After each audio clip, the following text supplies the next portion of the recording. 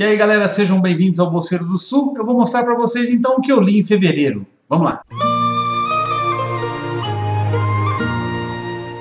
Muito bem, como fevereiro é um mês mais curto, bem mais curto, tem carnaval, o clima ainda é de férias, eu resolvi então ler algumas coisas bem light. Eu resolvi fazer um mês mais voltado para o quadrinho do que para leituras. Mas de qualquer forma eu acabei lendo 3 livros e eu vou começar com eles. Eu li Alberic, o Sábio e Outras Jornadas, do Norton Juster. Esse é da editora Seguinte, o selo da Companhia das Letras, a editora Seguinte. E ele vem com 3 contos. O primeiro é Alberic, o Sábio, que é o que dá título ao livro aqui, o da capa.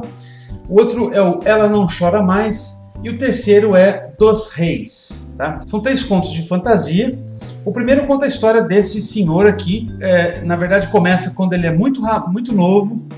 E ele não conhece muito da vida, e ele acaba resolvendo caminhar pelo mundo, mesmo sem ter praticamente nada de recurso, para conhecer o mundo e saber qual é o sentido, realmente o sentido da vida. É um conto curto e vai contar essa trajetória dele ao longo de sua vida, e o que ele aprende, de que maneira ele aprende as coisas e como ele se torna Alberic, o Sábio. O segundo conto é a história de um rapaz que visita um museu. Ele não gosta muito de amigos, ele é um pouquinho antissocial, típico daqueles garotos que têm dificuldade de fazer amizade, mas ele adora os museus. Ele vai ao museu todos os dias para ficar em contato com as obras e com as esculturas que são seus verdadeiros amigos. E lá num cantinho do museu, perto de uma escada, ele encontra um quadro.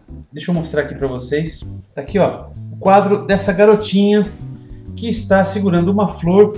E ele começa a olhar para esse quadro e fica tão vidrado naquela paisagem, naquela garota, que ele acaba entrando dentro do quadro. E ali ele vai viver uma aventura com essa garota que vai transformá-lo numa pessoa diferente. Todos esses contos têm como tema principal a viagem não só física, mas uma viagem de transformação dos personagens. E o terceiro conto está aqui, é o Dois Reis, que conta a história de um rei que não tinha praticamente nada. Ele simplesmente morava num lugar muito sombrio, seco e devastado.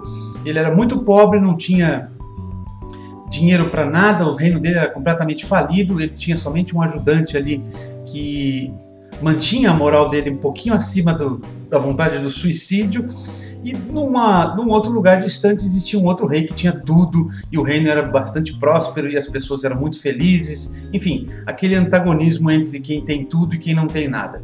Então eles resolvem entender por que o mundo é daquela forma. Aquele pequeno rei que não tinha nada resolve viajar para ver se o mundo era realmente daquele jeito, se todo mundo era assim. E o rei do outro lado tem a mesma ideia, ele quer saber se realmente todo mundo é feliz e se todo mundo tem tudo o que ele tem. Então eles acabam viajando um em direção ao reino do outro. É lógico que eu não vou contar o que vai acontecer, mas dos 3 contos, na minha opinião, esse é o que mais tem uma mensagem um pouquinho mais interessante a respeito de tudo que acontece quando você parte para uma nova viagem, ou quando você sai da sua zona de conforto e encara o mundo com todas as possibilidades que ele tem. Então é um livro simples, para quem está iniciando na vida literária é um ótimo exemplo, mas para quem já tem alguma quilometragem, talvez não se surpreenda tanto. Mas para o propósito de ser infanto-juvenil, eu acho que ele é bastante recomendado. Vou dar para ele 4 cachimbos, ok? Depois eu li Noites Brancas, de ninguém menos do que Fyodor Dostoiévski. Esse nome tem que ser dito realmente com reverência, né? Porque está aí um dos maiores escritores da história da humanidade. O primeiro contato que eu tenho com esses contos do Dostoiévski é um livro fininho. Esse aqui conta a história de um casal. É um conto romântico. De acordo com a breve biografia e as informações sobre essa obra aqui, é uma das poucas histórias que ele envereda pelo romantismo propriamente dito, né? Inclusive foi muito criticado por conta disso. É uma história rápida, o conto tem 80 e poucas páginas. Esse livro também é ilustrado. Inclusive tem informações no final sobre o ilustrador, que é o Gravuras do Lívio Abramo, que viveu no começo do século XX. Esse livro é da editora 34, é uma coleção chamada Coleção Leste, tá aqui. E ela tem edições muito boas, realmente, muitas delas são ilustradas, o papel é muito bom, muito confortável de ler, mas o preço da editora 34 é realmente muito salgado. Então, quando eu encontro algumas promoções, eu aproveito na hora. E foi o caso aqui, eu comprei no site do Extra, no supermercado Extra, estava com preço bem bacana, abaixo de R$25 eu acabei comprando. Então, rapidamente, do que se trata esse livro? Durante as noites brancas do verão em São Petersburgo, na Rússia, um casal se encontra numa situação bastante inusitada. Eu não posso falar muito desse livro, porque senão eu acabo dando muito spoiler, porque ele é muito curto. Mas numa situação bastante dramática, um casal acaba se encontrando. O sonhador, que não tem nome, e uma garota chamada Natácia, ou Nastienka, que é um diminutivo do nome Nastácia na Rússia. Gente, não me perguntem, porque eu não conheço nada da língua russa. Acho admirável quem conhece, mas eu não conheço nada. Enfim, então eles começam a conversar sobre seus problemas e suas crises pessoais, e um vai contar para o outro esses dramas e acabam eles se envolvendo num diálogo muito bonito, muito poético, inclusive. Eu não quero dar detalhes a respeito, obviamente, mas é uma leitura muito gostosa de se fazer. A tradução direto do russo do Nivaldo dos Santos é muito boa, parece ser muito boa, porque ela é bastante contemporânea. E é um livro que você lê rapidinho e você consegue perceber a destreza com que Dostoiévski consegue escrever. É recomendadíssimo para quem quer começar a ler as obras de Dostoiévski, que quer começar a ler com contos mais rápidos, mais curtos e mais simples. Recomendo Noites Brancas, vai gostar bastante. Claro que para ele eu vou dar 5 cachimbos, porque não podia ser diferente. O terceiro livro que eu li foi A Sabedoria da Transformação, Reflexões e Experiências, da monja Coen. É um livro budista, de um assunto que está me interessando bastante. Eu tenho me aprofundado sobre essa filosofia, sobre essa forma de pensamento. Um livro que eu recomendo para qualquer pessoa. Não é necessário que você seja de A, B ou C, pensamento religioso, ou que você não tenha pensamento religioso, enfim, não importa de qual é a sua vertente. É um livro muito gostoso de se ler, tem reflexões muito interessantes, partindo da filosofia budista, que é uma filosofia de cultura de paz, absolutamente, e mostrando pra gente alguns ensinamentos e alguns alertas que podemos nós ter em relação a como nós lidamos com as situações. Bom, então vamos agora para a sessão um pouco mais divertida do vídeo, onde eu vou mostrar os quadrinhos que eu li em fevereiro para realmente dar uma relaxada ou para curar qualquer ressaca literária que tenha ficado dos últimos meses. Bom, eu vou começar mostrando Mônica Laços. Foi uma releitura que eu fiz porque eu comprei o quadrinho do Bidu. Todo mundo conhece com certeza essa coleção do Graphics MSP. E esse aqui é desenhado por Victor e Luca Fage, são irmãos, e conta a história dessa turminha que vai tentar encontrar o cachorrinho do Cebolinha, que mostra o nascimento deles, o traço, as cores, né, a suavidade das cores. Tá aqui o Cebolinha ganhando o cachorrinho dele. Obviamente, quando já começa com o Cebolinha correndo para não apanhar da Mônica, obviamente, os seus planos infalíveis para dominar a rua. E esse quadrinho conta a história dessa aventura de sessão da tarde, daquela de amigos inseparáveis que a gente gostava de ver quando era criança. Obviamente, todo mundo já conhece isso aqui, foi uma releitura, 5 cachimbos, não tenho o que dizer sobre essa obra, sobre toda essa coleção que o Maurício de Souza está fazendo.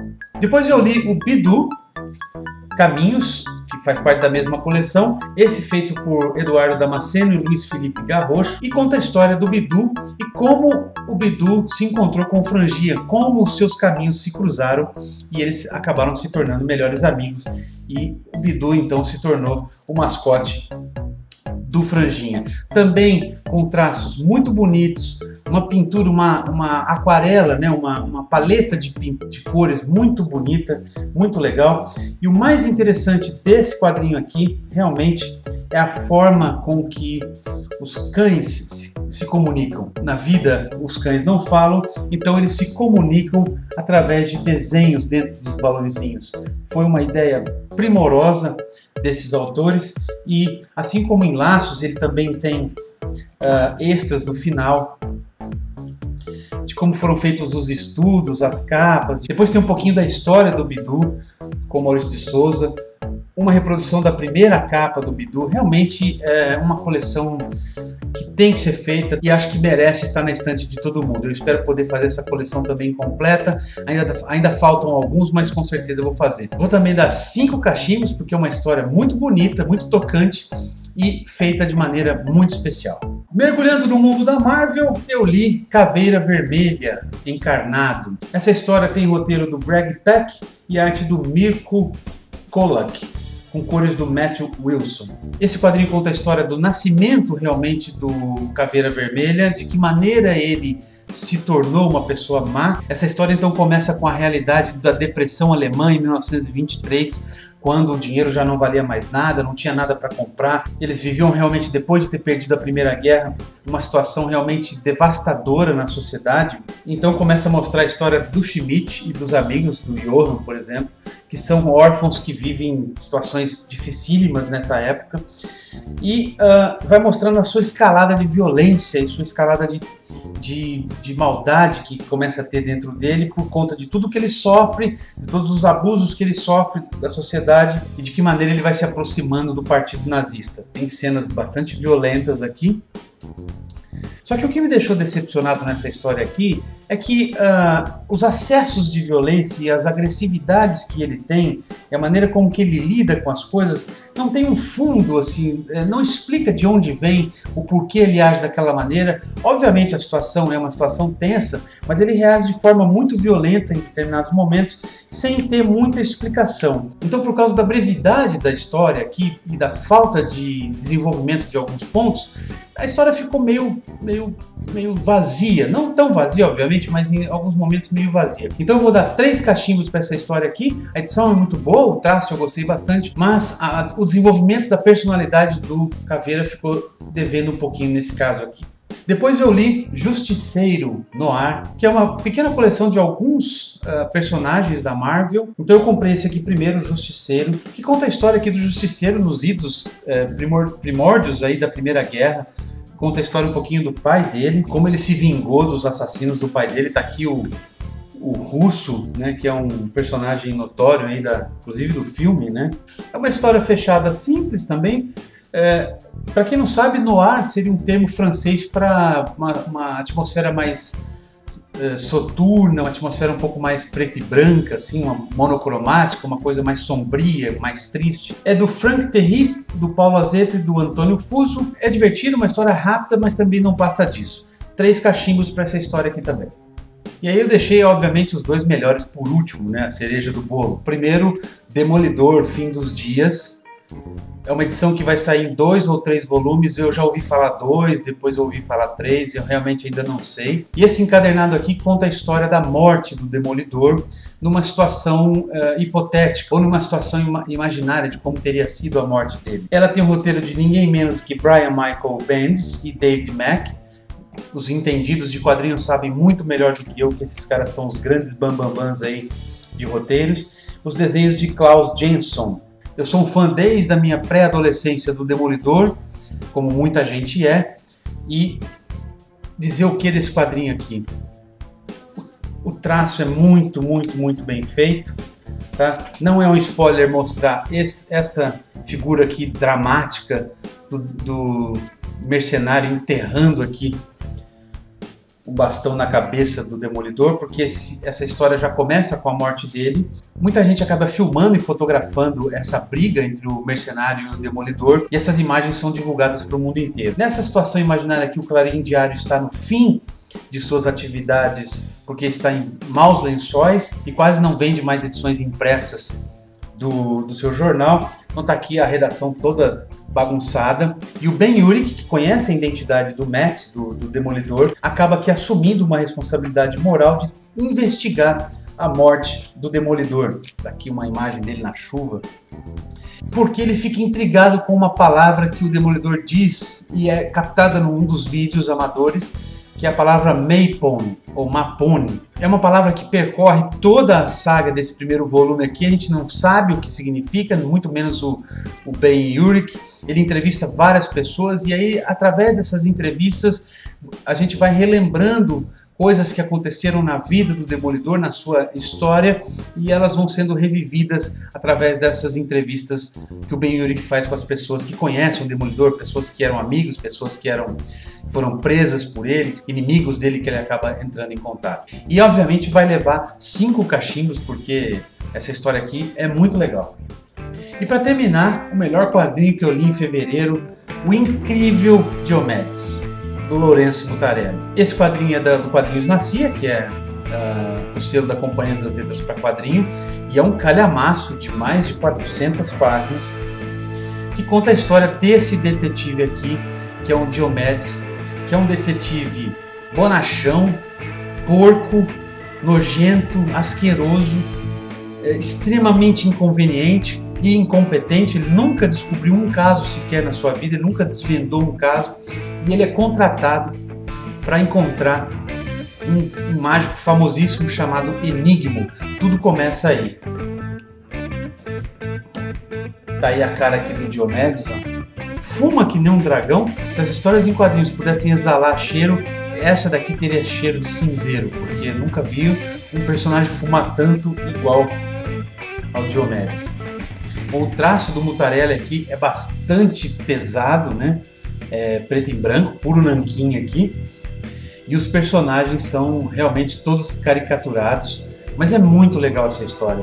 O Lourenço Mutarelli é um escritor brasileiro muito conceituado, ele tem livros que viraram filmes, por exemplo, O Cheiro do Ralo, que foi estrelado pelo Selton Mello. Mas os livros aparentemente são muito melhores. Eu ainda não li nenhum livro do Mutarelli, mas depois dessa HQ aqui fiquei muito curioso para ver. No final, além de ter algumas informações sobre como foram os esboços, de que maneira ele desenhou, ele faz inclusive num pequeno pós-fácil uma menção ao pai dele, que também se chamava Lourenço Mutarelli. E ele faz homenagens, eu queria mostrar para vocês aqui, ó, a vários personagens. Tá vendo aqui, ó, os detetives Dupont e atrás está o Tintin. Há vários personagens que inspiraram a carreira dele, ou que ele lia quando era criança. Tem desenhos extremamente complicados aqui que ele reproduziu, ó. Quando o Diomedes também vai para Portugal, ele tem uma passagem da história onde ele se desloca até Portugal, e depois no final o Lourenço Mutarelli diz por que a história se desloca até Portugal. E isso é muito legal. Olha só. A história é muito bacana, apesar de ter mais de 400 páginas, você lê ela assim rapidinho e é muito dinâmica. E o Diomedes é um anti-herói absolutamente hilário. Em alguns momentos você detesta a atitude dele, mas você ri o tempo todo com a capacidade dele de ser inconveniente. Ele é daquelas pessoas que são caricaturas inconvenientes no mundo, e ele é um deles. É uma criação brilhante do Lourenço Mutarelli. Obviamente, se eu tivesse 6 dedos, levaria 6 caixinhos. Recomendadíssimo. Não é um quadrinho muito barato, mas se você procurar na internet, você encontra bons descontos no Buscapé, ou no próprio Submarino, ou em outras livrarias que tem essas promoções, e é muito legal você ter isso na coleção. Recomendadíssimo. Então é isso, galera. Me desculpem se o vídeo dessa vez ficou um pouco grande, mas eu tinha muita coisa para mostrar, e quando a gente vai falar de quadrinho é bom a gente mostrar um pouquinho das características dos traços e tudo mais. Espero que tenham gostado. Muito obrigado por acompanhar o Bolseiro do Sul, aos novos e aos que me acompanham há bastante tempo. Um grande abraço e até o próximo vídeo. Tchau, tchau.